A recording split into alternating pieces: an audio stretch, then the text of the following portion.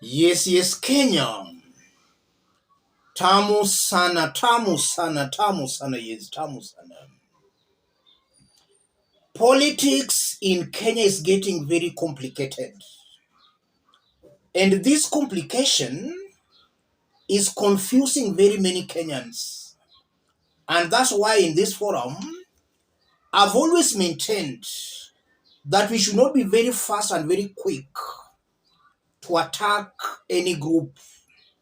We should adopt a wait and see kind of an attitude for things to come out very clearly.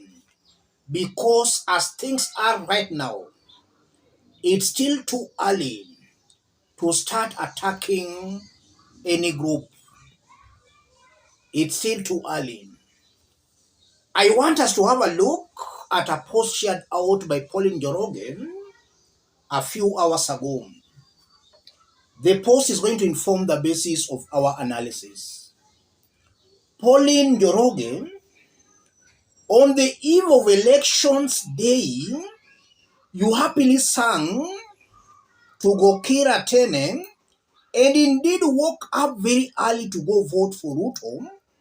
You insulted everyone who was against your favorite candidate, saying Uhuru amalize aende na Raila arudi Bondo. We tried to plead with you to reconsider your decision, ukasema wewe ni team Hasla hupangwingwi. But you are now catching feelings and calling people who are currently supporting the man you put in power traitors.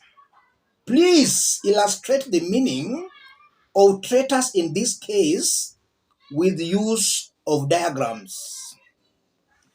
That's Pauline Njoroge a few hours ago as I speak. Njoroge is just trying to challenge those complaining that Raila Odinga has betrayed them. Raila was against William Ruto in 2022 presidential election. Some people never voted for Raila Odinga, but they are now the loudest calling Raila Odinga a traitor.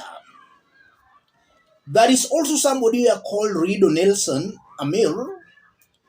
Luos have been on the streets for almost 50 years. Give us a break. From now henceforth, never shall you find us there. We've lost a lot of our brothers and sisters. Now that we can't join you in eating your own mess, you want to call us stupid? Over to you, Kumira Kumira.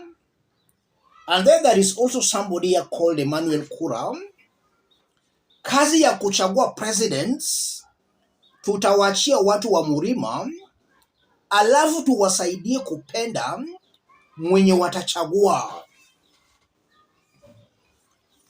I want us to put all those into perspective for Kenyans to understand what's happening here. If you are watching us but you have not yet subscribed, subscribe, give the video a like. Let's proceed. Those are views coming from Kenyans. What's happening here, ladies and gentlemen? I've always maintained that there are 4 individuals who will influence 2027 presidential election. The first person is Ruto, the second person Raila Odinga, the third person Rigathi, the fourth person Kalonzo Musyoka. Those 4 individuals will most definitely influence the next election more than any other person in Kenya today. If you look at Gen Zs, some Kenyans still don't understand what Gen Z is or was. A majority of Gen Zs were Raila Odinga supporters. Kenyans should get that very clearly. A majority of them were Raila Odinga supporters. And the remaining Gen Zs was split across other politicians. And then there was also a section that was not supporting any of the leaders, though they were a minority. But a whooping majority were Raila Odinga supporters. And that's why upon Raila Odinga saying that it's dialogue, we saw the Gen Z protests dying out. What can explain that? They were Raila Odinga supporters. That's the truth, ladies and gentlemen. Kenyans should not be very quick to take political sides. Because if you look at the political class, they are all working together. Kalonzo is saying he does not want to work with Ruto, but he's embracing Rigathi Gachagua. Is Rigathi in any way better than William Ruto? Kalonzo is very desperate to work with the Rigathi Gachagua. On Raila Odinga's part, he's embracing William Samoei Ruto. If you look at Babu Owino is embracing Wamuchomba and Ndindi Nyoro. Ndindi Nyoro is a staunch Ruto ally. Wamuchomba is coming out as a Rigathi sympathizer. So the political class, they are just together. This is why Kenyans should be very, very careful when they are taking political sides. I still maintain my support for the handshake, and I equally maintain my support for the so-called Gen Zs, if at all it still exists. And I'm saying that because through the handshake, we can at least come out with something. The handshake between Raila and Moi ended Moi's rule. The handshake between Raila and Kibaki, we saw Kibaki in his second term being ranked as one of the best. The handshake between Raila and Uhuru, we saw some rogue elements being kicked out of Uhuru Kenyatta's government. And now the alleged handshake between Raila and Ruto, we are seeing some rogue elements being kicked out of this Kenya Kwanza government.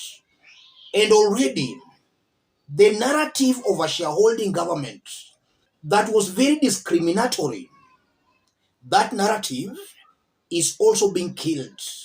We are now seeing more Kenyans joining the government. And that's the right of every Kenyan because we all pay taxes. So in one way or the other, we are already seeing some positive impacts of that alleged handshake. And some of the reasons why some Kenyans took to the streets, they took to the streets because they were against the shareholding narrative. And now we are seeing that shareholding narrative being killed. So we have to be very careful when attacking these political groupings. And I'm also saying we must also support the Gen Zs because it can reach a point again where now this alleged handshake government will become complacent. Who will save Kenyans from that complacent handshake kind of a government? Maybe the Gen Zs. So we should support all these groupings.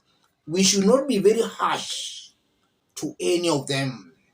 They are all just ways of making Kenya a better place. And to those who are seriously complaining about betrayal, they did vote for Ruto. And this is a topic we will have till 2027. It's a topic that keeps on coming. The people complaining most about Raila Odinga being a betrayer, they supported this government. And they are still sympathetic to this government. Only that there are some things they don't like about this government. This government might be mistreating their shareholding leader. That's why they are fighting this government. So we have to be very careful when attacking these political sides. Yes, we have to be very, very careful. If we are not very careful, we might find ourselves with some people that you don't believe you could even have supported. We have to be careful. Let me stop it there, ladies and gentlemen. If you are watching us but you have not yet subscribed, subscribe, give the video a like. Those watching us outside Kenya, drop a comment, let us know from which part of the globe you are watching us from. If possible, subscribe, give the video a like. Let's meet in our next analysis. Thank you.